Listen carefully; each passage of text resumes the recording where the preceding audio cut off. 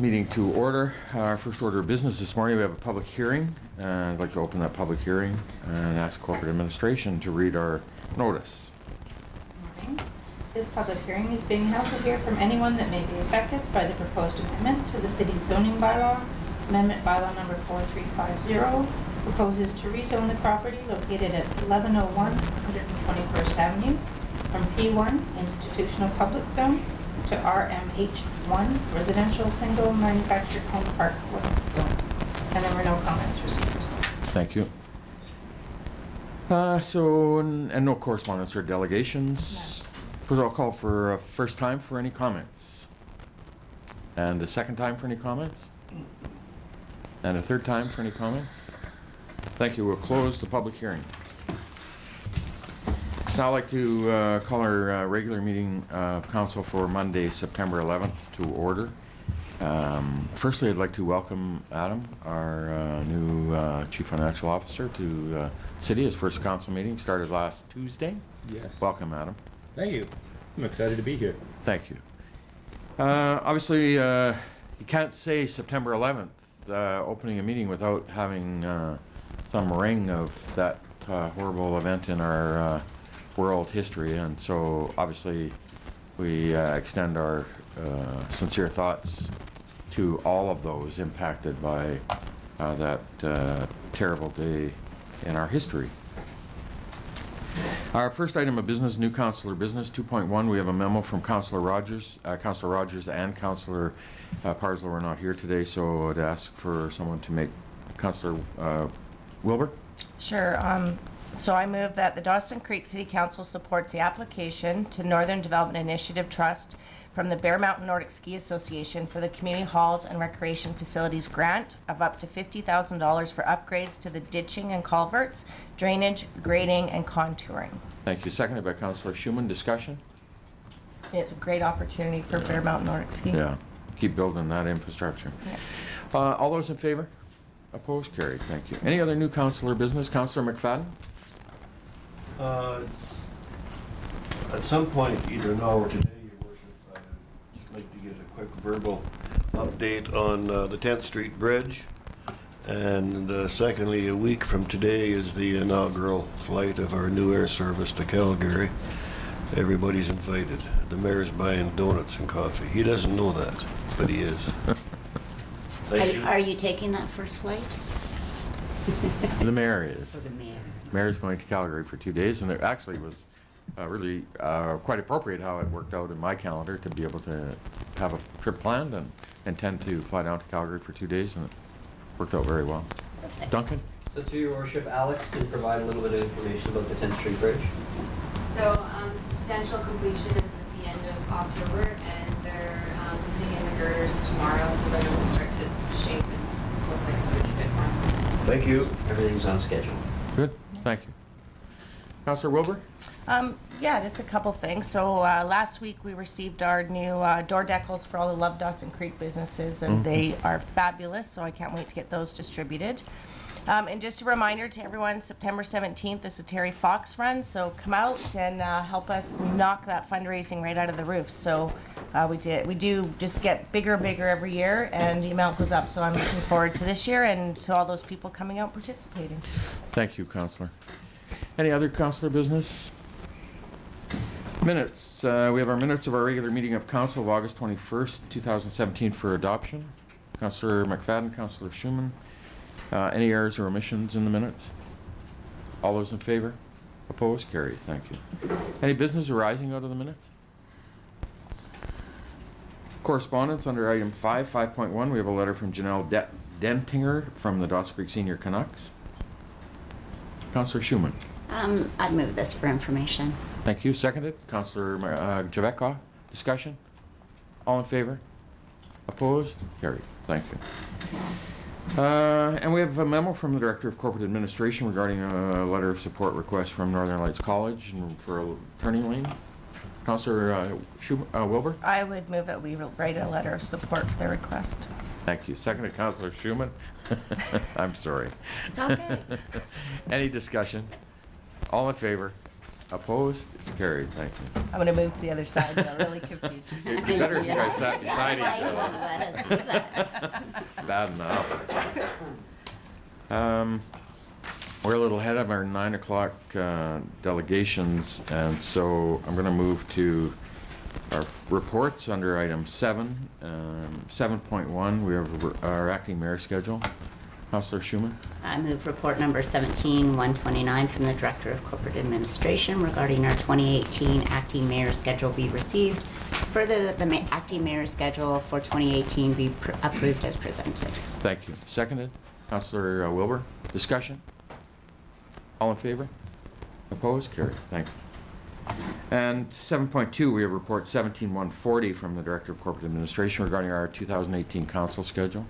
Councillor Wilbur. I move that report number 17-140 from the Director of Corporate Administration regarding the 2018 council meeting schedule be received, and further that council adopt the proposed 2018 council meeting schedule. Thank you. Seconded. Councillor McFadden. One item in here, and I thought I'd ask Duncan to check on, is there's some benefits to having us consistent with others in the region, Fort St. John, Chetwynd, Tumbler, etc. Unfortunately, some of their calendars aren't adopted yet for 2018, so we can't do that. But as I say, just I think the benefits of us being, as it relates to PRRD and the board and scheduling of events out there. So anyway, it is what it is, and we'll get ours adopted. Any further discussion? All in favor? Opposed? Carried. Thank you. Report number 7.3, we have report 17-141 from the Chief Administrative Officer regarding council remuneration. It's too long for me to read, Your Worship. Thank you, Councillor McFadden. It's your turn. Councillor Sure. Wilbur. Sure. I'll move that report number 17-141 from the Chief Administrative Officer regarding council remuneration be received. Further, that council remuneration policy be amended as attached to this report in order to establish a remuneration committee inclusive of one representative from each of the following organizations, plus 2 community representatives selected by council. So business, Chamber of Commerce, volunteer, Rotary Club, former elected official, Blair Leckstrom, and then 2 community representatives selected by council.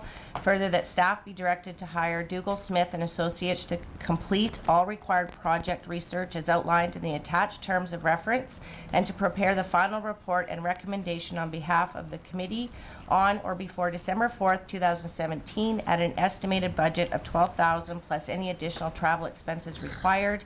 And further, that the 30-day policy review period be waived in order to complete the remuneration review in a timely fashion. Well, Thank you. Seconded. Councillor McFadden. I can do that, Your Worship. Thank you, Councillor. Thank you. Yes. Discussion. Councillor Javetkov. I'll be voting against the motion. I think our remuneration is sufficient. We did agree last year, or the year before, that we would just add the cost of living increase each year. And, you know, with the pressures that we've got, the fiscal gap and the operating pressures, I think there's a lot better ways to spend our money here. Like, we've got streets that are disintegrating and that type of thing, so I won't support the motion. Thank you. Further discussion, Councillor Wilbur. Through you to staff, where would we be looking at getting this money from within the budget that we have currently? So through your worship, in the financial section, got a little bit of information. So we were working on a file management review this year. We will only be completing phase 1 of that project, so there will be some funding in that area that can be used for this project. Go ahead. So for me, it's always a difficult situation to be in. And I do like this format that it puts it in the hands of the community, and then they can come back and tell us what they think. So I think there's a good cross-section here from the aspects of the community, and I would like to hear their input. So for me, that's why I was happy to put the motion forward. Thank you. Further discussion? So for me, and I absolutely believe that the policies that we set are what guide, and that's what we do. We're policy and governance. And the policies of how we set remuneration for council, the people that are going to sit in these chairs in the future, are guided by the remuneration. And so you have a remuneration policy that allows people to participate in local government, or you have one that doesn't. And certainly the remuneration for folks and council really are fairly restrictive in terms of opening it up to people in your community that would have the ability to take time away from work or hire a daycare to be able to come and participate in their local government, getting paid $17,000 a year as a councillor. And so for me, it's your policy is what guides the ability for people to participate in government, in their local government. And to me, the broader that we're able to attract the wide demographics of our community, representative of our community, I think is what gives you that broad picture of how your community develops. And it's been 16 years since other than CPI, that the policy has been addressed. I think it's a really, really healthy approach to be able to guide this policy and engage with the local community and folks from the business community and residents, and have an opportunity to have some input into it. And as we look at it, you're setting your own salary, you're setting your own remuneration when you are in these roles. And so to me, to be able to have a community input into it, I think is very, very healthy, and have the opportunity to open it up to give people in our community the opportunity to serve is what the policy should do. So I'm absolutely in favor of it, and I think it's an appropriate time for that to happen, and more than supportive of it. Duncan? So through your worship, we do have the 2 community representatives, and I'm not sure how council would like to proceed with that. We could select 2 people at this meeting to fill those, or council could pick the areas that you'd like to bring those people out of, or it could come back to a different meeting and we can get the consultant working on the research, at least at this point. If this passes, the recommendation, then we'll bring some, right away, we'll get some nominations from council to facilitate that through to me, and I'll bang it through, and we'll get 2 or 3 names from that perspective if council can have some folks that they feel would be interested. Any further discussion on the motion? You ready for the question? All in favor? Opposed? It's carried. Thank you. I'll record that, Councillor Javetkov. 7.4, we have report 17142 from the Director of Development Services regarding our commercial waste services. Councillor Schumann? I move report number 17142 from the Director of Development Services regarding commercial waste collection be received. Further, that staff be authorized to enter into an agreement with Waste Management of Canada Corp. for the supply of commercial containers and the collection of waste from the city's facilities at a cost of $2,970.75 a month for a 3-year term commencing October 1st, 2017 through September 30th, 2020. Thank you. Second to Councillor McFadden. Discussion? Duncan, we pay a waste, the waste disposal fees at the transfer station or at Besborough on top of this? This is just the container fees? Yes, so through your worship, I'll maybe flip that one over to Cheryl. Yeah, through your worship, basically the cost is for the rental of the bin and the lift, and then the actual waste is levied at the regional system. Okay, thank you. Any further comments, questions, discussion? You ready for the question? All in favor? Opposed? Carried. Thank you. 7.5, we report 17146 from the Deputy Director of Corporate Administration regarding the Dawson Creek Curling Club lease agreement proposal. Councillor McFadden? This one, I think, is only 3 lines, Your Worship. We'll let you have it. I'll move that report number 17146 from the Deputy Director of Corporate Administration regarding the Dawson Creek Curling Club lease agreement be received. Further, that the city provide a letter to the Dawson Creek Curling Club confirming its commitment to a 10-year lease agreement. Thank you. Seconded. Councillor Wilbur. Discussion. Councillor Wilbur? I just actually, best place to say it is that the Dawson Creek Curling Club has just amazed me how they've been using that facility and showcasing that there's much more you can do in it than just curling. So I just want to say kudos to the Curling Club for really being active and stepping up and really utilizing that facility. Like, they've done a great job. Yeah, they pulled it from slipping into significant despair or or the grave. Yeah. It was on its last leg, so they've done a great job. Thank you. Any further comments, questions? All in favor? Opposed? Carried. Thank you. 7.6, we have report number 17148 from the Director of Corporate Administration regarding the third revision for the encroachment policy. Councillor Javetkov? I move that report number 17-148 from the Director of Corporate Administration trespass encroachment policy, third draft, be received. Further, that the third draft of the trespass encroachment policy as attached to this report be approved pending a second 30-day review period. Further, that the following direction from Council from the February 6, 2017 meeting be rescinded. That those property owners found to be trespassing be required to move all structures within a 24-month period. Further, that the park be restored to its natural state in accordance with the OCP, and further that the trespass at 10721 Willowview Drive be removed and restored in accordance with a qualified environmental professional. And further, if no issues arise from the second 30-day review period, that all trespasses, encroachments that were identified within the Chamberlain Park be dealt with in accordance with the new trespass encroachment policy. Thank you. Seconded. Councillor Wilbur. Discussion? Councillor McFadden? Could I just have the Reader's Digest version of what this all means? What are we doing? So through your worship, the city has been looking at some areas where we have some trespass encroachments. Yes. And the purpose of this policy is to set out a framework similar to the walkway policy, in which criteria and different aspects can be considered when we are approached with an encroachment.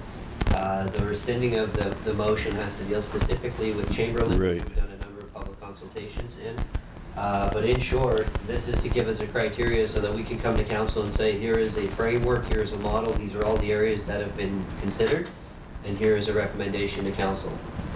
Prior to having this policy, it was very difficult for staff to address an encroachment in one area and create some consistency in addressing the next encroachment, or so on as we move forward. So consistency and an overall model or framework to apply.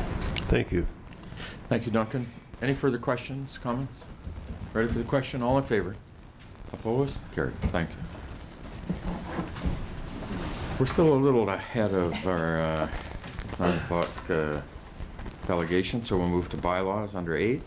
First, 8.1, we have zoning amendment bylaw 1703, bylaw 4350 for third reading and adoption. Councillor McFadden?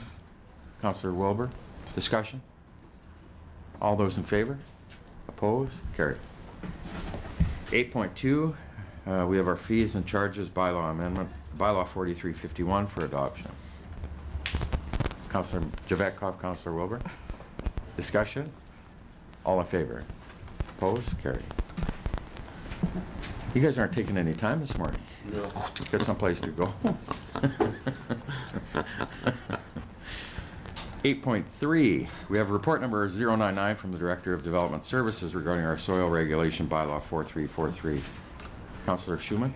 Move report number 17099 from the Director of Development Services regarding soil regulation bylaw number 4343 2017 be received, and further that the soil regulation bylaw number 4343 2017 be giving the first of 3 readings. Thank you. Seconded.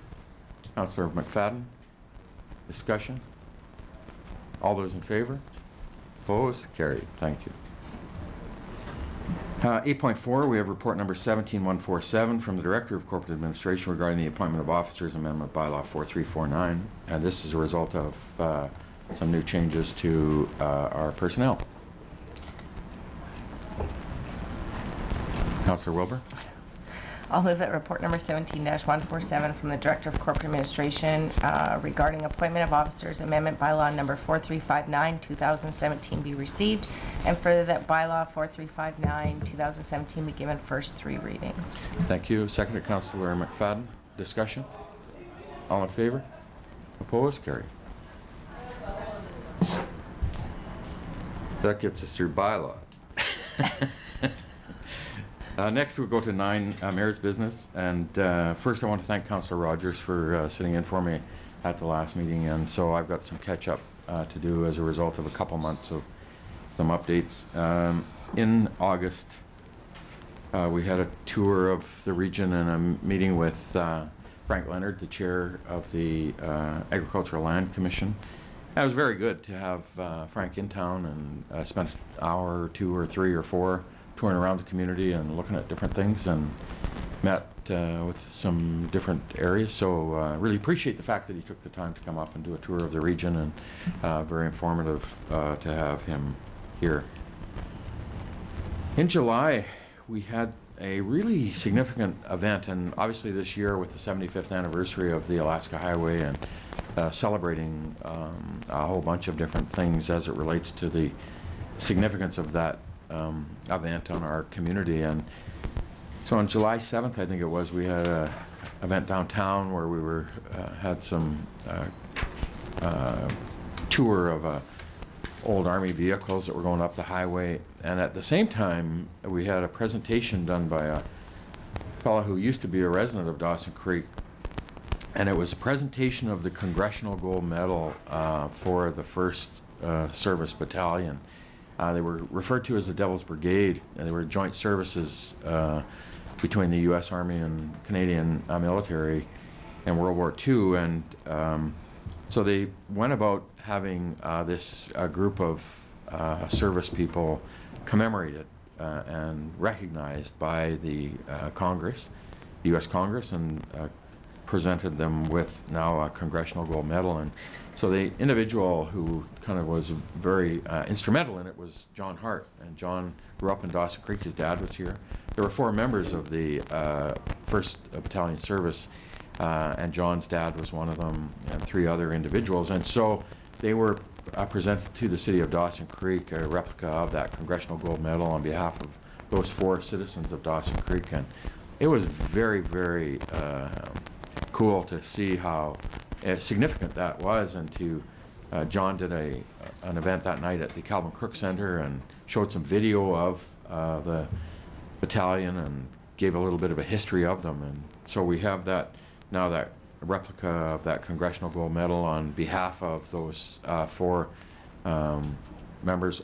I think Mr. Olson, John Hart, geez, I don't have the other 2, but anyway, we're going to display it here. We've got a certificate as well depicting and describing the Congressional Gold Medal, and we'll have that proudly displayed at City Hall here in our foyer.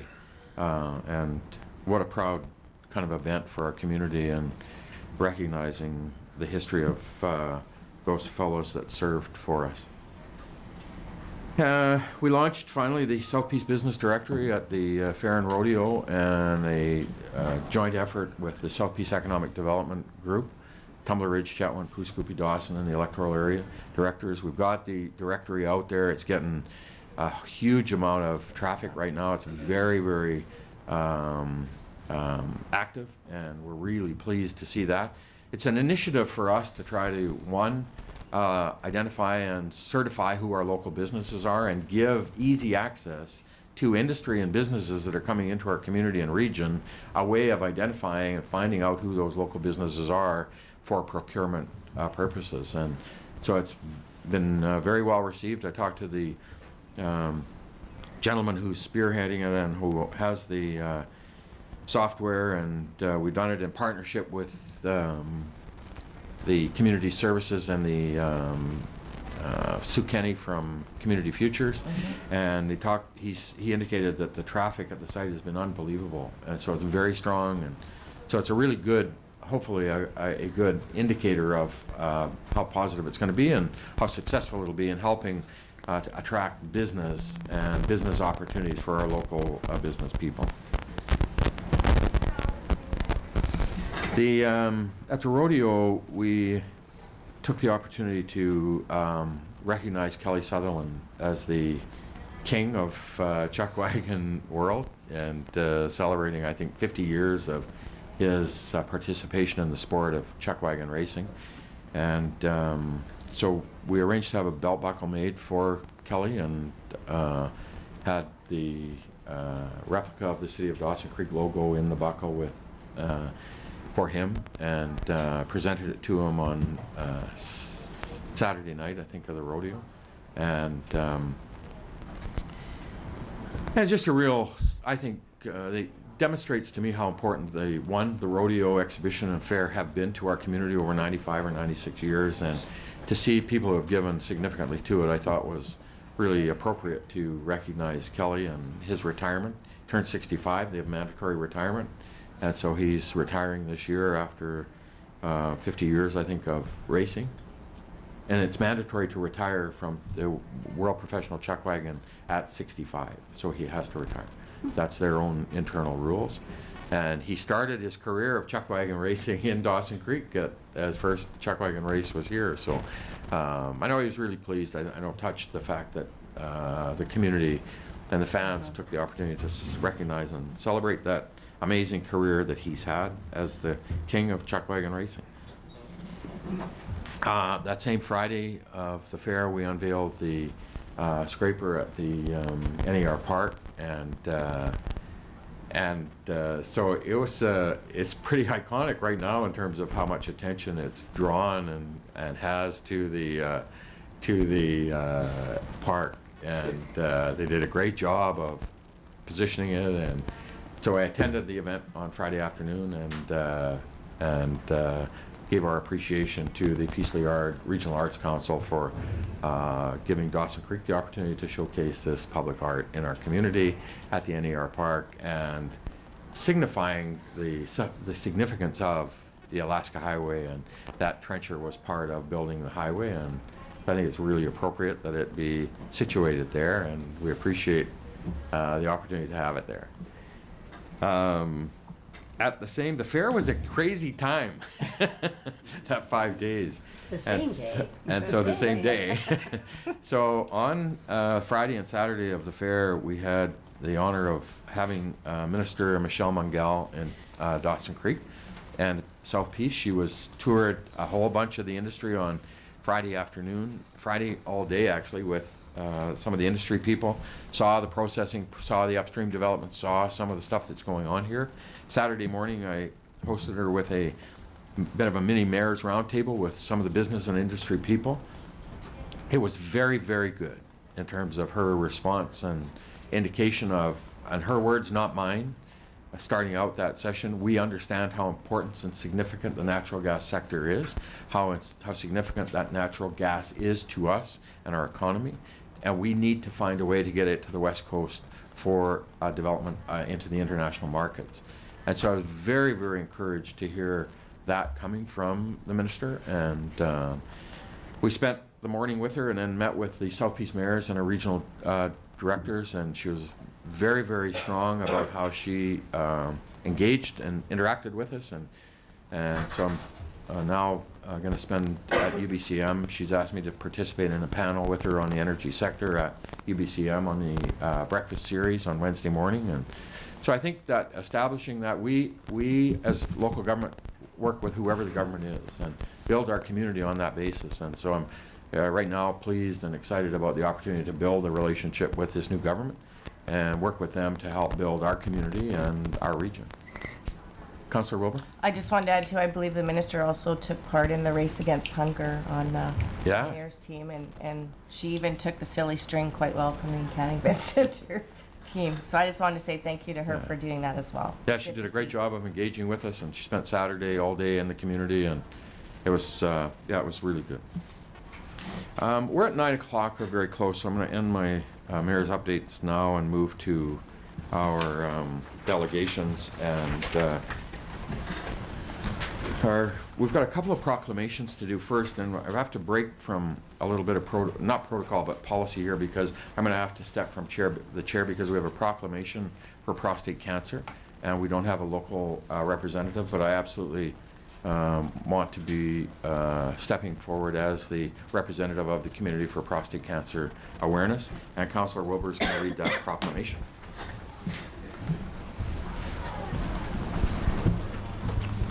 Thank you for stepping forward. So whereas prostate cancer is the most common cancer to affect Canadian men, and it is the third leading cause of death from cancer in men in Canada, with 1 in 7 diagnosed with the disease in his lifetime. And whereas men with a family history of the disease or men of African or Caribbean descent are at a greater risk of developing prostate cancer, for which there are no known causes or means of prevention. And whereas Prostate Cancer Canada recommends that men over 40 get a DRE or a PSA test, as early detection and treatment provides the best chance for a complete cure, which has raised survival rates to over 90%. Now therefore, I do hereby proclaim September 2017 as Prostate Cancer Awareness Month in Dawson Creek.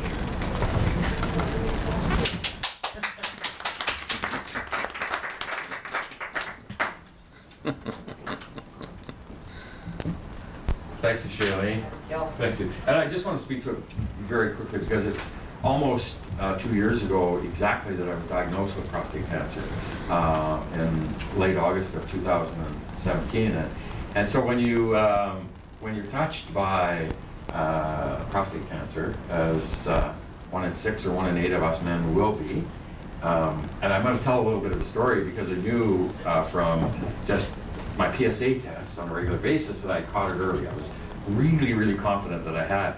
But I had to go for a bone scan because if it's the prostate cancer has left the prostate and it's metastasized into your bones, you're into a different treatment and a different prognosis in terms of how you'll be treated. And so I went for about a week from the time I was diagnosed after the biopsies proved positive to getting the bone scan test. And so that week of not knowing whether you're moving Christmas up or not was a tough week. And so to me, the ability to raise the awareness a little bit of prostate cancer and how easily it is for us boys to go and get a blood test, to get your PSA test, and do a regular routine of a follow-up check with your doctor. It's easy peasy. And us boys don't like to go to the doctor for 2 reasons, because we don't want to get bad news, and we don't like anybody touching our junk, so we just don't do it. And so please go and get your prostate cancer awareness done. Get your blood test. I think that's why God gave girls the job of having babies, because he knew we wouldn't go to the doctor. So please go and do the follow-up. Please go get your PSA test.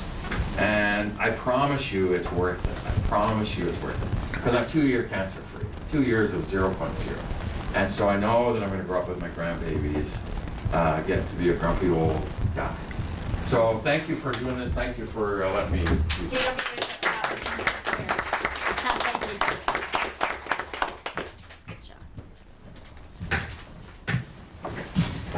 Our next proclamation this morning is the Michelle Mobley is here from Dawson Creek Literacy Now, as September is Literacy Month in Dawson Creek. Good morning. Good morning. Welcome. Thank you so much for having You know, me. you always I know get a the hug. drill.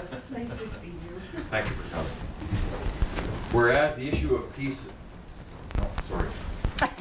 That's a good one too. That's a good one too.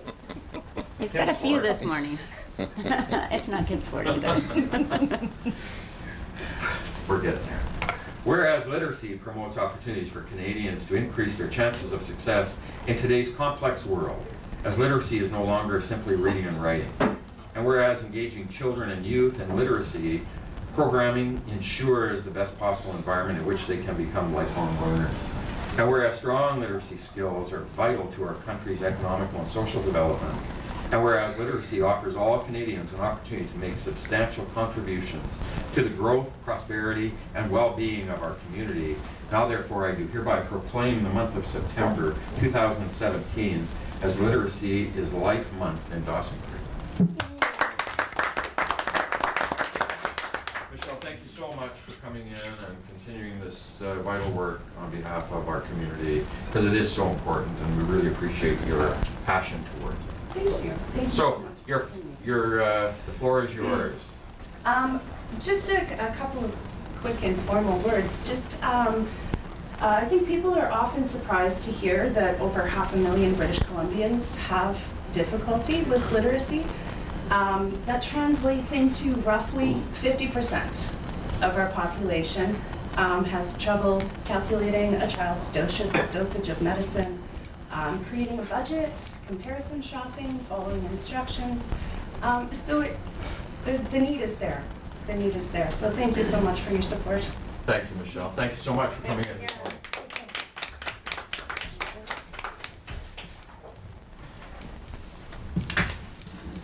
And our next up is Brenda Kreitzer from the Beautification Committee, and Sally Shields from the Rotary Sunrise, and Carolyn Levican from the Navajo Friendship Center in United Nations International Day of Peace.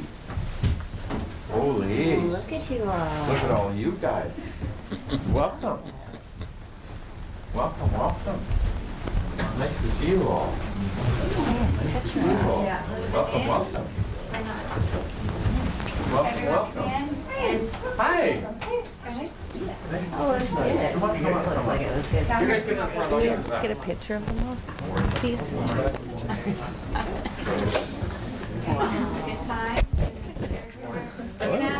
Everyone listen to Mel. Francis? Yes. Eh? I'll jump up. Thank you. Read it, and then we can do this. Good morning, everybody. Good morning. Nice delegation.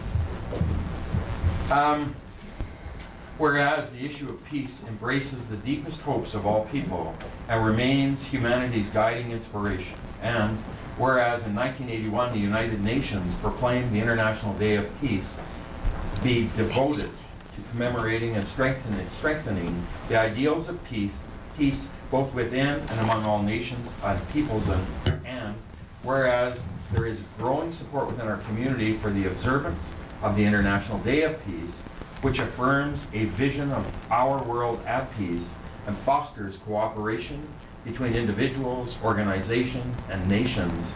Now therefore I do hereby proclaim September 21st, 2017, International Day of Peace in Dawson Creek, and encourage all governments, organizations, schools, places of worship, and residents in and around the surrounding community to commemorate in an appropriate manner the International Day of Peace.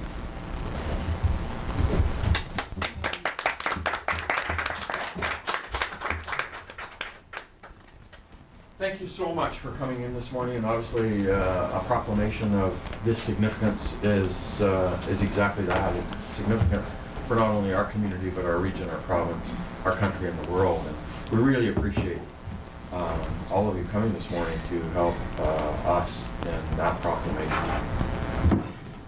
So, Thank you. and so somebody's got to be the spokesperson.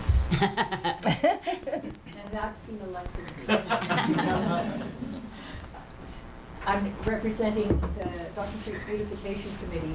We were formed in 1991 to spruce up our depressed city for Rendezvous 92. And we spruced it up with posters and pictures, and that was the extent of our $3,000 budget at the time. And we just never quit.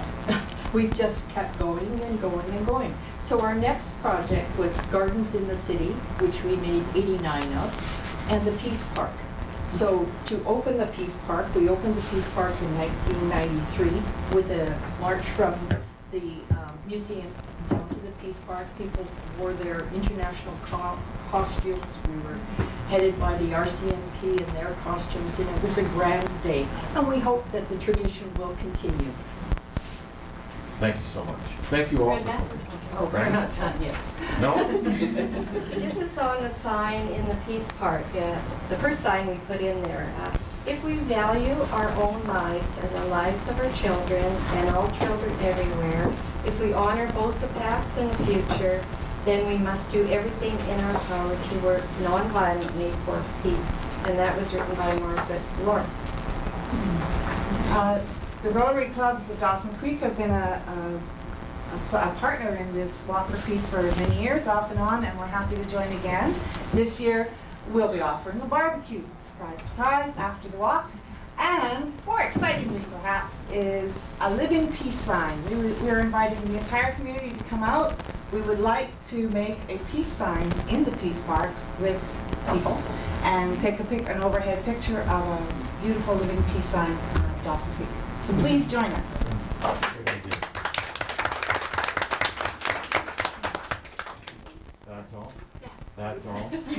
Thank you, guys. Great Thank job. You so much.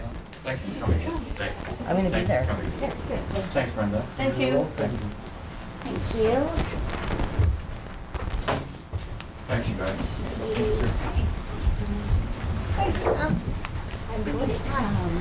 Bring a smile.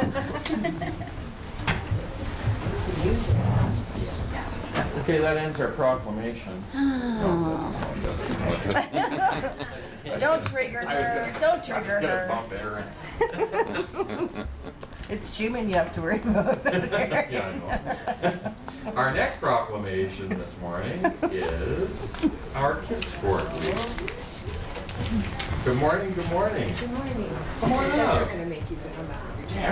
Welcome, The mayor welcome. can get out of his chair for his thing. Welcome, welcome. Good to see you. Oh, Martha, good to see you. Nice to see you. Welcome. Whereas Kids Sport helps remove financial barriers that prevent some children from the experiences of being part of an organized sport. And whereas sport participation provides benefits beyond physical health to enhance social and emotional well-being.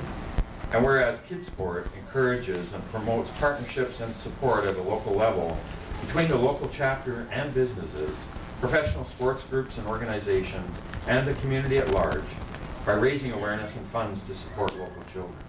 And whereas Kids Sport is a long-standing and integral part of the Dawson Creek community of helping children, now therefore I do hereby proclaim the week of September 9th to 16th, 2017 as Kids Sport Week in Dawson Creek.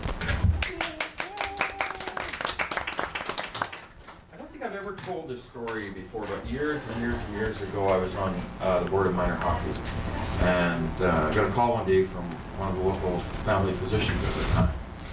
And minor hockey had started a fund to help kids who couldn't afford to play minor hockey in recognition of a young hockey player who had lost his life. And so the doctor said, Gail, I'd like to give you $500 to put into this just to help kids play sport. And you know, it really kind of connected with me at that time because I was a young dad and knew how difficult it was and how much I appreciated that there were people in our community that were willing to give a little to help those kids. And so Kids Sport really is such an amazing organization to do that, and we really appreciate you guys continuing that, and thank you for all the work and effort in providing our kids in our community the opportunity to live a healthy life. Are there any questions? I have So how could someone that wanted to maybe donate to Kids Sport, how could they do that? Who would they get a hold of, or is there a website? Get a hold of Erin at the city if you'd like to donate. Yeah, unfortunately, we're at a point right now where we are lacking funds. In the past, we've been able to put out probably about $10,000 to youth every year, and our bank account is very, very low. So at this point, we're not taking any more registrations this year. So we would love donations, and anyone who wants to be a part. Our team is quite small. There's just 5 of us that work for Kids Sport in Dawson Creek, where we volunteer our time, and we're so thankful for Erin and all the work that she does through the city. We're really appreciative of that. Yes, no, All right, since so- 2010, we've helped 163 children go through sport, and we've given out about $35,000 within that time. So we just thought we had lots of funds, and then our kids kept asking, and it's unfortunate to have to actually say no now, because there is some sports that we haven't been able to actually help this year. So. Okay, well, you got the publicity this morning, and That's right. hopefully that helps spur the community into giving a hand. Thank you for coming in. Thank you. Thank you.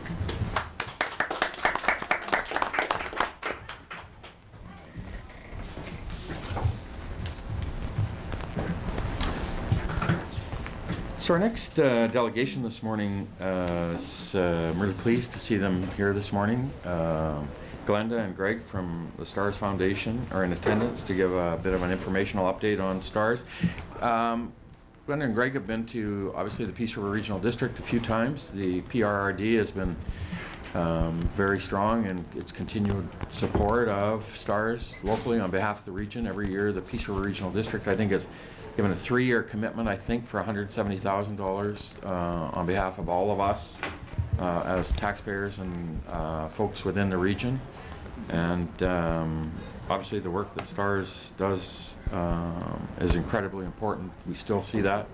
And so at our last meeting, we had asked them if they would at some point come and have an opportunity to update our council and our community on STARS and the work that they're doing. So it's a real pleasure to have Glenda and Greg here this morning, and thank you for coming and welcome.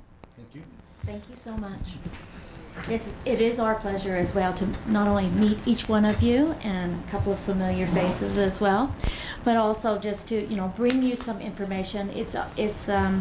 My role is to work very closely with councils and make sure that, you know, they are well informed and about things that are happening within your area, how STARS is able to support northern residents. We're celebrating, we did celebrate last December a 10-year anniversary of finally serving northern residents, and it's always been a vision of seeing no borders, and that, you know, we are all northern residents living in remote areas and needing to have this type of access to critical care available, especially because of the kinds of areas and circumstances in which we live. So we're very, very honored to thank you so much to have this opportunity to bring you some information. So there was a PowerPoint presentation, yes.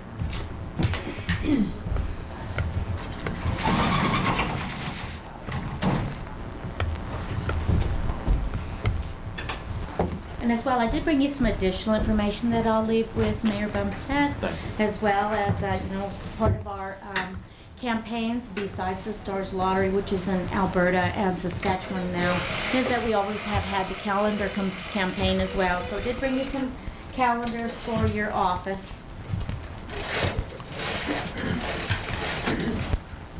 Okay, so we'll get started. So first and foremost, you know, all of the call volumes that come in for STARS, we work very closely with 911 dispatch, comes through our STARS Emergency Link Center.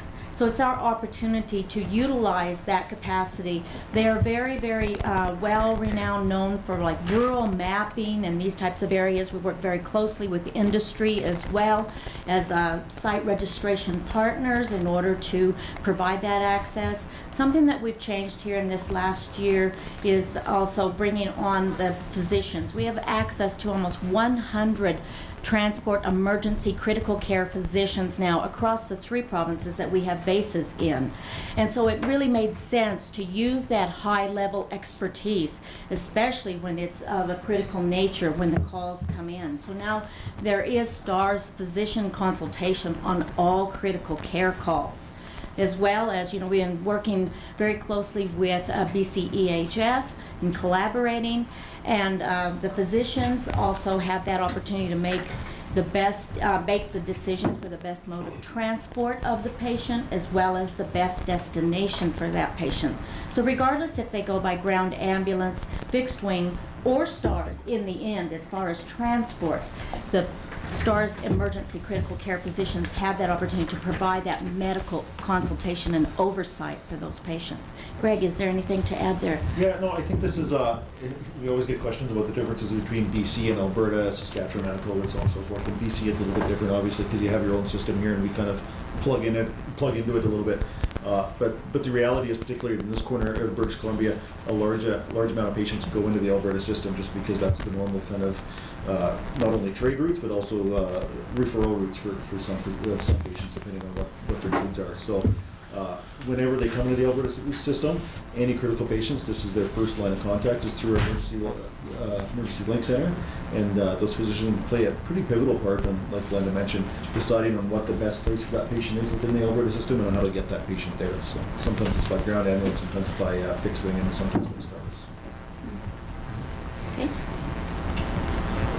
So this is just to give you, these are actually some missions that we've done. I just wanted to accent the part that, you know, we are always prepared to respond to very diverse types of situations. So whether it's, you know, in the middle of winter in the Kakwa area, you know, we do have several registered sites throughout that area, as well as, you know, maybe heart attack or stroke in the field, you know, on a combine. Or, you know, we've had on the riverbank as well, and we did assist when we had this very high water and through the Calgary area, through the flooding. We were able to assist and help in a lot of different areas. We worked very closely with our CMP as well in order to be an additional resource for search and rescue, because lots of times, we can be out the door in 8 to 10 minutes while they are still putting together their resources for a search and rescue team. So we can help work with them to start that search. Or in the bottom left corner even, through industry support and all kinds of industry, whether it's oil and gas. In this particular case, it was forestry. So, and as you can see, having to be prepared to respond in very diverse types of situations. Greg. I'll talk a little bit about kind of the level of care in the back of the aircraft. So this is, if you've ever had an opportunity to see the back of one of our aircraft, it is a pretty cramped, tight helicopter. So it's a fairly large helicopter. That means that we put a lot of equipment in there. And the equipment and the skills that our crews have really kind of separates us to a large extent from your average ground ambulance or a lot of other services. So a number of things we have on board. The one right on the top of this list is a huge game changer for us in the last couple of years, is we have universal blood products on board at all times. So at all times in our helicopters, we have a cooler that's set to keep blood at appropriate temperature for up to 96 hours. So there's always 2 units of O-negative blood on the helicopter, so that's blood that anyone can have. So this is a total game changer for patients in trauma situations in particular. So patients that are on the side of the road needing blood from a car accident, for example, can get blood immediately where they need it. So and this truly saves lives. Some of the other stuff that we have that is kind of interesting, video laryngoscope. So what that is, it's basically a camera that we use for placing breathing tubes. So it is hands down one of the most dangerous skills that any practitioner does, is taking over someone's breathing for them, because as everyone's aware, breathing is a pretty important part of your body's function. So whenever we take that away from them, we want to make sure we're doing it right. So this is a tool that allows us to get that right 100% of the time, every time. So. The other things we have, it really does set us up like an emergency room or a small ICU. So we have the ability to have multiple IV pump infusions going at the same time. We have ultrasound on board the helicopter, so we can actually take a look to see what's going on inside patients' bodies when it's appropriate. We have the ability to do lab work on the helicopter, so we can actually do lab work in a matter of a few minutes on the helicopter. Something that my background as a nurse always kind of amazed me when I started working at STARS. So working in a busy city emergency room, I'd have to wait a half hour for lab work, but flying over top of that same emergency room at 5,000 feet, it's 3 minutes in my hand right there. So that's huge for the ability to kind of treat patients and make appropriate choices for those patients. So, and then the other things we have, it basically, like I said, it sets us up a lot like emergency rooms. So there's very few things that can happen in a small town emergency room or even a city emergency room that can't happen in the back of the helicopter, aside from major surgical type things. So it really does. The intention is to bring the emergency room or the ICU to the patient and not the other way around. So I wanted to bring you, a good overview of what's been happening throughout Peace River Regional District itself. So this is up to August 31st of this year, so it really can show you a good overview of where the missions are happening. In red, those are the Dawson Creek interfacility transfers, or your critical care transfers from your hospital needing to go to a higher level of care, as well as any kind of scene call or search and rescue that was in your close proximity within Dawson Creek. So giving you an idea of overall there now since 2007, so roughly a 10-year overview. Largely Dawson Creek area, Fort St. John, would be more of the specific areas, in Chetwynd for a lot of interfacility transfers where we really do serve a lot, and then a lot really filling out, a lot of the more remote areas for scene calls. So it's really important, the Peace River Regional District is also a life-saving partner and has been for more than 10 years now. And so it's all about working together with our neighbors and friends, as a united effort that we continue to ensure and protect and preserve the fact that we now have this type of service available to us in our northern regions. So this is just giving you an idea of, from the Grand Prairie base, the additional missions and the areas where we have been able to respond to or assist in other calls. So as far as Fort Nelson and down to Quesnel or Valemont areas as well, out of the Grand Prairie base. So I want to show you a comparison too, though. You know, we're well established as far as out from Calgary area and the Calgary base, and being able to serve southeastern BC residents as well. So showing you again a comparative over the last 10 years and how much difference there is in the well-established partnerships there, and how we've been able to assist them in a majority of calls throughout their areas. So we want to thank you again. You are considered, you know, your area is represented as, you know, helping us and working together. I can't tell you enough how over the past 10 years, it's so important about the working together piece and the united effort that we must continue to have. STARS has been serving Albertans now going on 32 years. We have that same opportunity now in the north to continue the 10 years that we've already come together, working together to ensure that we have this available for our future generations as well. It's very much a united effort. So we have continued to work very closely together with BCEHS, Northern Health, Peace River Regional District, as well as ourselves, and bringing what we have available now through Grand Prairie to be able to extend. You are within our service area, and it's just really vital that we continue to be able to provide that. And we're here to help. That is the main thing. We are here to help. So we have been able to, through this working together, build a lot of positive change now that we're seeing, especially more recently. And Greg will talk more about that. We've been able to bring something to the table where we can enhance the critical care that is available by bringing that helicopter that's well equipped and being able to provide whatever is needed at the moment that we reach the patient. That's the really important factor, is the critical care piece happens as soon as we reach the patient. So, it has resulted in some positive patient outcomes. This change that we are going through now and how we're starting to find other ways to work more closely together, it has resulted in some more high-level critical care recent missions throughout Peace River Regional District. So giving you a comparative there, that in 2006 we were down to 6 missions throughout the total year. We've completely surpassed that now in roughly just a little over half a year now. So we are building positive change and being able to find those areas where we can work together and help to enhance the safety and quality of life for your residents, and as well working together to protect and preserve for the future. So Greg has maybe some other points that he could highlight. Yeah, so we've been working very closely with BCEHS over the last number of months, probably about 6 months or so, to increase our service in this area. So BCEHS sees a need for kind of getting higher level of care out to the patients faster at times.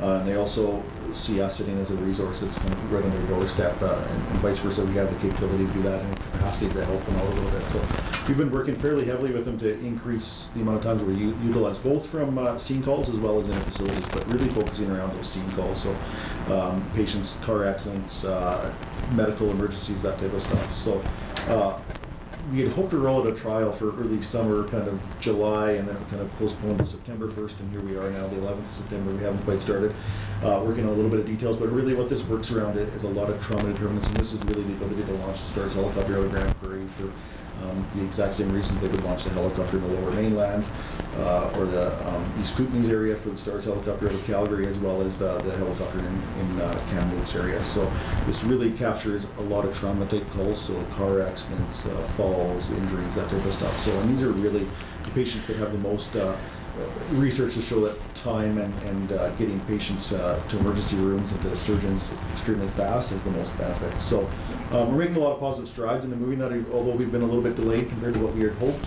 We are making some positive strides to getting that done in here, and we're seeing that just by increased missions already. They're starting to utilize the helicopter outside of that trial starting. So we are a little bit delayed, just kind of with, quite frankly, a little bit of engagement with multiple government partners. So we're a little bit having a challenge getting the right engagement throughout Northern Health Partners. I think summer plays a big part in that, obviously, with vacation schedules and that type of stuff. So our hope is to have that up and running. The plan was to have a 3-month trial. I think what we'll do is extend that 3-month trial, because doing a 3-month trial in the middle of winter for trauma patients probably isn't an appropriate time frame. So we'll probably extend that to at least till we get to the summer season again. So yeah, I'm quite excited about it. This is something we've been working with from STAR's perspective and BCEHS's perspective for a number of years. So it's great that we're on board together and are really working towards this kind of positive change. I think it will have a huge effect on the patient outcomes in the state. Greg, can I just ask a question? I never really thought about it, because you base out of Grand Prairie, and certainly that's, but, and your interfacility transfers, and I know that certainly because Dawson Creek is the trauma center, trauma hospital for that stuff. Is there a need for us to have anything at the airport that would enhance that level of service that you guys provide when you do that interfacility transfer, because it is a municipal airport? Yeah, so your airport, I think it's well set up for us, to be honest. So, they have approaches and that type of stuff, which is fantastic. If we were to look back at the numbers, you see we used to fly a lot more interfacilities into Dawson Creek as well as Fort St. John. Fort St. John really dropped off at the time when they moved hospitals. They had a helipad at their old hospital and it dropped off. And it just makes sense. It's just from a timing point of view now. We don't have as much of a speed advantage if we have to go to the airport and then do a ground transport phase as well. Dawson Creek, kind of similarly, although not for the same reasons. Transport Canada tightened up the rules a few years back.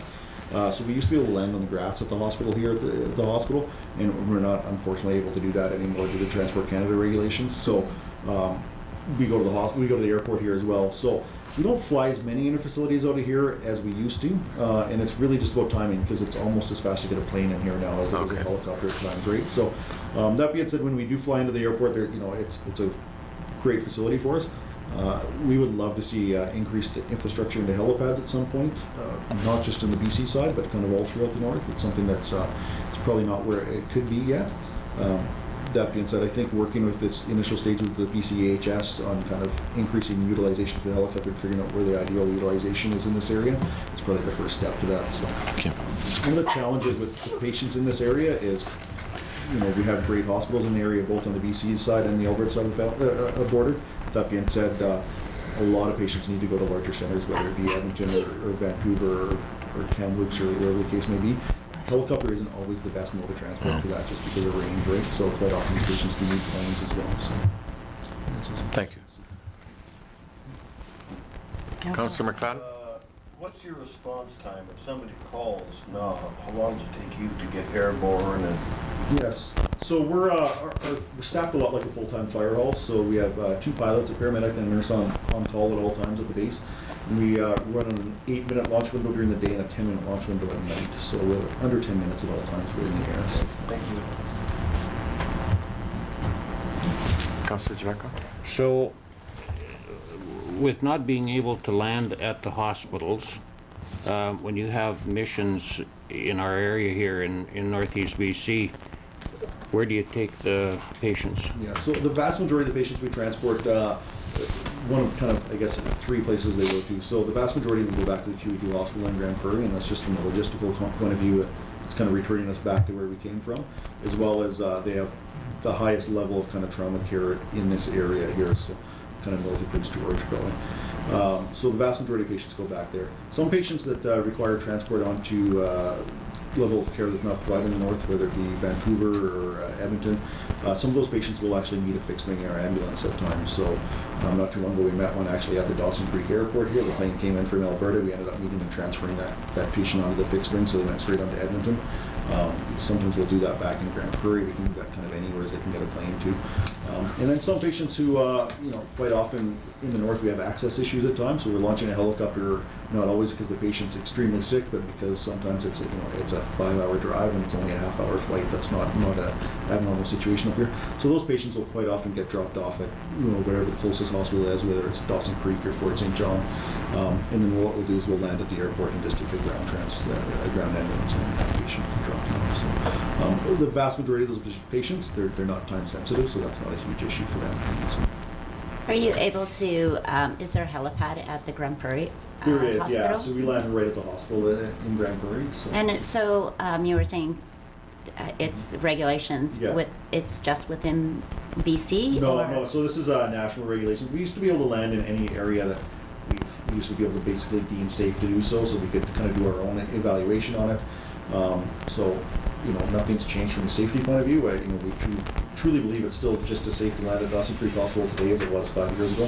The regulations have really tightened down over built-up areas of what Transport Canada talks about. So whenever we're flying over a city or any areas that have dwellings, we can't do that unless it's a certified helipad. So we'd have to certify a helipad at the hospital. So the interesting thing is if we certified a helipad, nothing would change on the level of safety. It would just be basically an approved approach and departure path into there. So they would just take a look and make sure we're able to maintain flight and all there. So.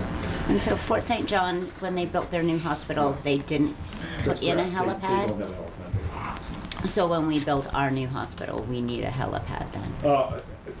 My opinion, that's ideal. Absolutely. A helipads, particularly when you're building a hospital, aren't a huge expenditure, right? That being said, there is upkeep. Northern Health is obviously it's their facilities and land, right? So they definitely have a lot of research and kind of study into where the hospitals and helipads should be located. I think it's an important engagement point for sure with Northern Health. So. Fort St. John abandoned theirs because they were planning a helipad, weren't they? Yeah, the original design, I believe there was one in there, and at some point it came out of the design, yeah. But no, I mean, I thought just recently they were doing an initial They did a study on fundraising. it, yeah, just recently, they've had a study, so at this point, it's kind of not gonna start. They are still gonna protect the land around where the helipad would potentially be, so that if they want to put something in the future, they have approach and departure paths that are protected. Just to add to that, within the Alberta side, in some of the other communities that didn't have helipad now, and since has gone forward, there's a couple of newer ones that have just been put in place. And over the last couple of years, we've seen a notable difference in how we're able to assist that community, not only with rendezvous or, critical care transfers from that area, or even seen calls that, may have come in from ground ambulance and then need to get to a higher level of care, that we've seen a notable difference in those communities because a helipad does create a certified, rendezvous point as well, that, we don't have to call out the other resources. We don't have to tie up fire departments or police or, to cordon off an area or whatever so that we can do a rendezvous. It's always a key rendezvous point.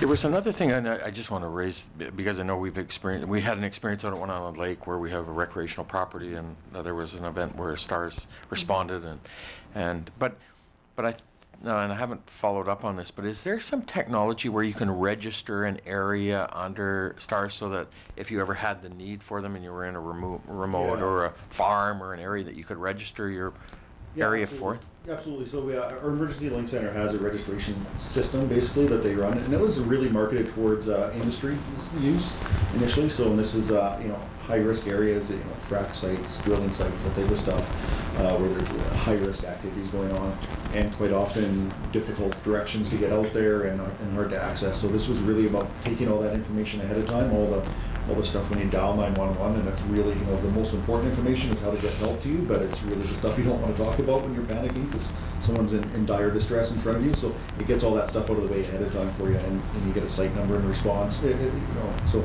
and you dial our Link Center, basically say this is site number 1234, and they have all that information taken care of you already. So it was built around industry stuff, but it is absolutely available for recreational users and personal users on farms, that type of stuff. We do have some users around that as well. So, and that's through our Emergency Link Center. Yeah, I just thought about it from the One Island Lake or the Moberly Lake or Swan Lake or somebody that has a large farm or whatever, and say, okay, we're going to register this so we know exactly where they can land, and STARS knows exactly where they're going to land, and it just that emergency, right, where you're speeds it up as well. And you take the Capital area. There's numerous sites registered throughout that area for snowmobilers and stuff that they use over there. Just to add to that, I've been working more closely the last few years.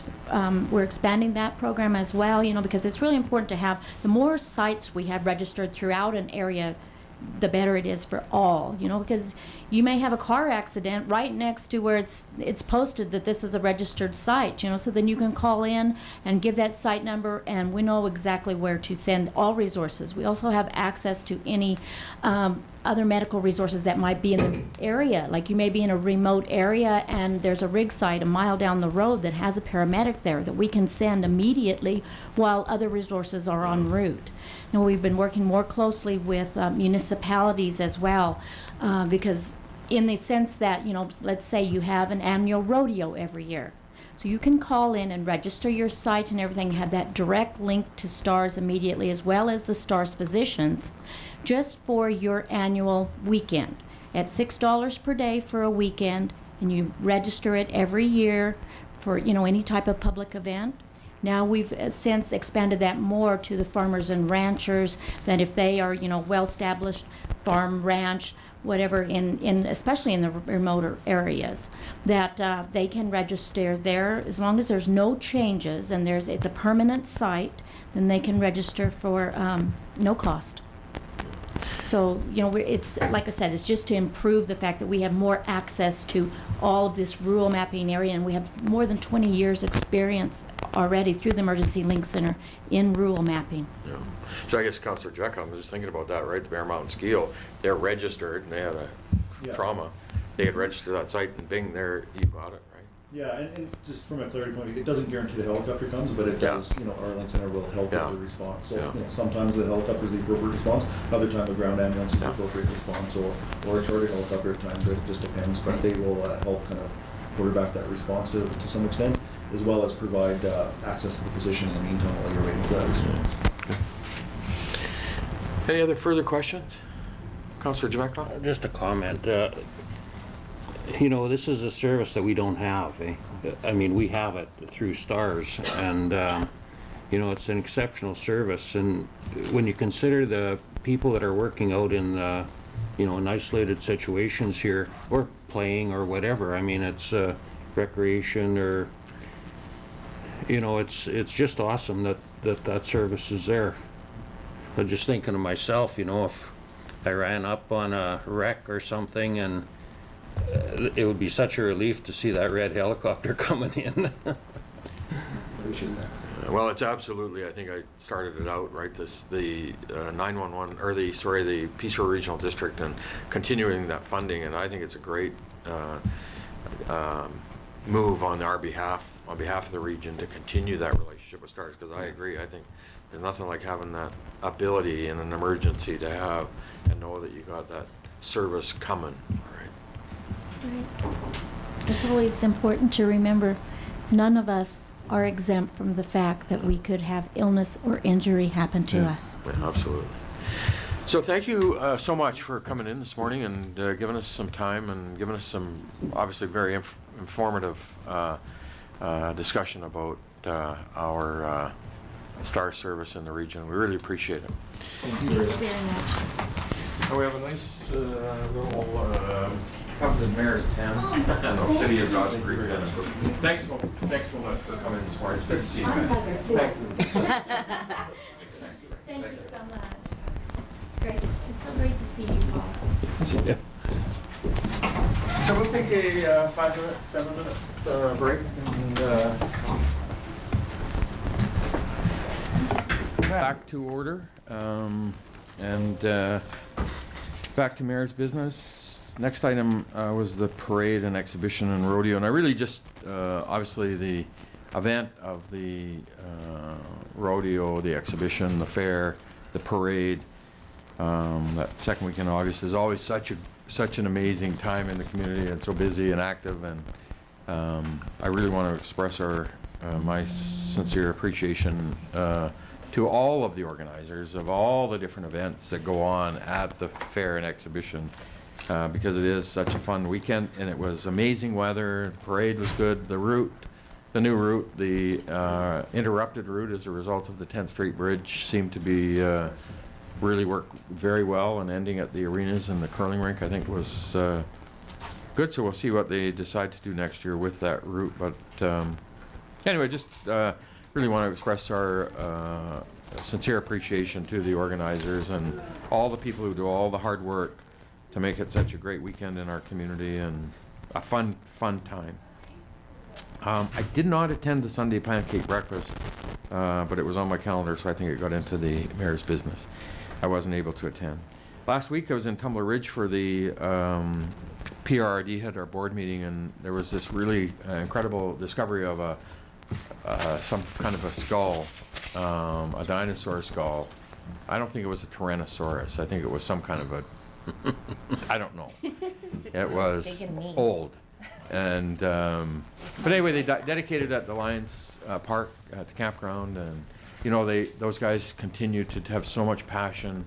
Dr. Helm and the museum group and all those folks out there, and the work they do to continue to build that on behalf of Tumbler Ridge and the region just continues to be so amazing to me, and the work that they're doing, and gets great support from the communities and the region. And so I was really pleased to be there on behalf of the city, and we did this unveiling before our board meeting on Thursday in Tumbler Ridge. I had to come home early. I wasn't able to stay for the coal forum, but I think the energy forum, Councillor Wilbur was there. Did they call it the Energy Forum? I thought they called it the energy forum. Well, it was the coal and mining forum, but it was energy through synergy, so it wasn't just about coal and mining. Oh, okay. So yeah, I did attend. I forgot about that during new councillor business. It was awesome. Yeah, Shaylee was telling me about it, and I'm like, they should have called it the Energy Forum, because it sounds like they talked about all sorts of things, which I wish I would have known that. Yeah, would have been. So that next item 9, we have the what used to be the Premier's Natural Resource Forum in Prince George in January. It's the BC Natural Resources Forum this year, and I'll be attending along with 2 councillors that attend, and I don't know if anybody's put up their hand yet to attend, but I wouldn't mind getting, if anybody's interested in attending, I'd like to get that so we can get the registration in and get it done. So if you can let me know if you are interested, and then I'll get 2 attendees on our behalf.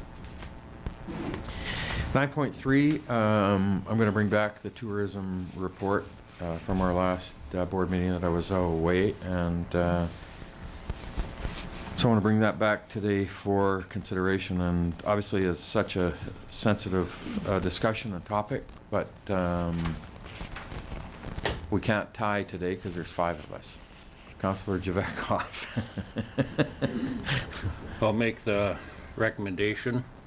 The report number 17-1263 Dawson Creek Tourism Services RFP 2017-29 be received.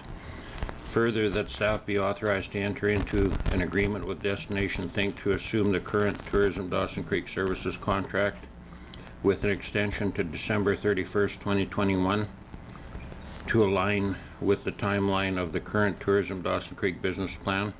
Further, that an addendum be approved that would provide Destination Think with the flexibility to adjust the Tourism Dawson Creek business plan as necessary to meet the tourism needs of the city of Dawson Creek. That's it. Thank you. Seconded? For a second time, do I have a seconder? I'll second that. Councillor McFadden? On the table. Discussion. Councillor Wilbur? Without getting into the lengthy discussion that we had last time, I'm going to stick by everything I said last time, and I'm not going to be voting in favor of this. I think that Spectrum can do the job, and I think we have some great advantages with having them do it. So I will be voting against this, but I'm not going to go into the lengthy detailed discussion that we had last time. It's been taped, it's there, people want to see it, and but I'm sticking by my decision at the last council meeting. Thank you. Further discussion, Councillor Schumann. Yeah, and I'm also going to vote against this. I would like our Spectra that's in our community to take care of our tourism, and so I will also be sticking to what I thought last time. Thank you. So, Councillor Javetkov? You know, I speak in favor of it. I mean, it's a recommendation of the committee. They've gone through the process determining what the best avenue is, and recommendation of Destination Think.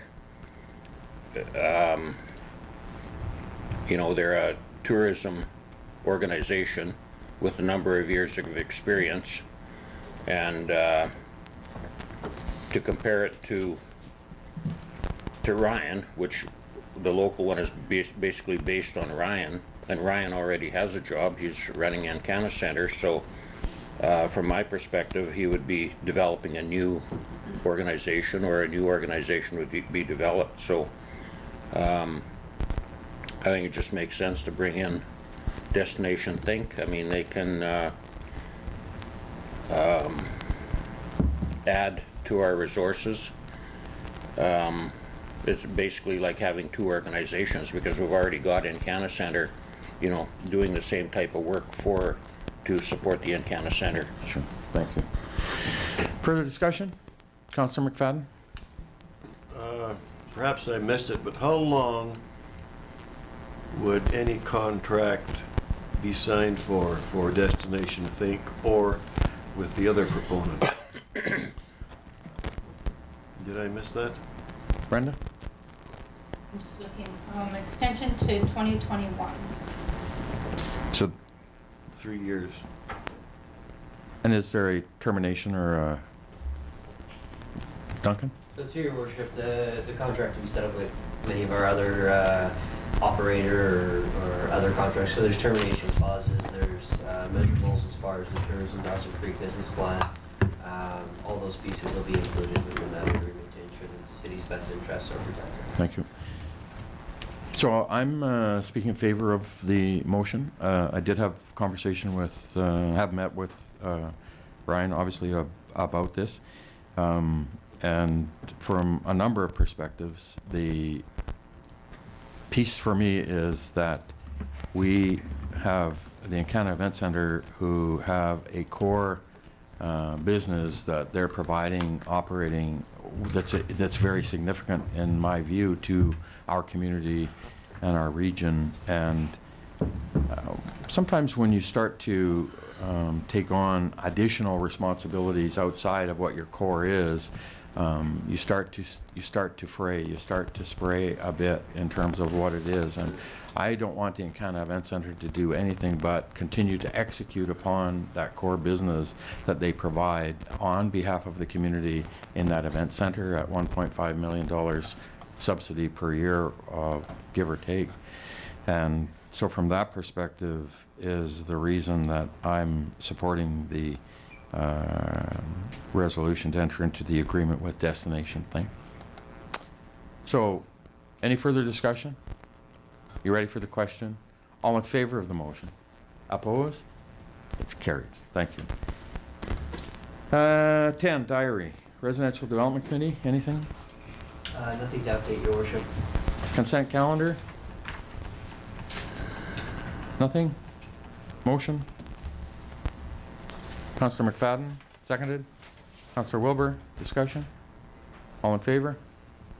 Opposed? Carried. Strategic priorities?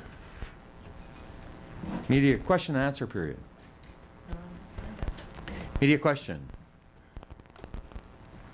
Motion to recess to close, please. Councillor Wilbur, Councillor Schumann. All in favor? Opposed? Carried. We'll take 5 minutes to recess to close.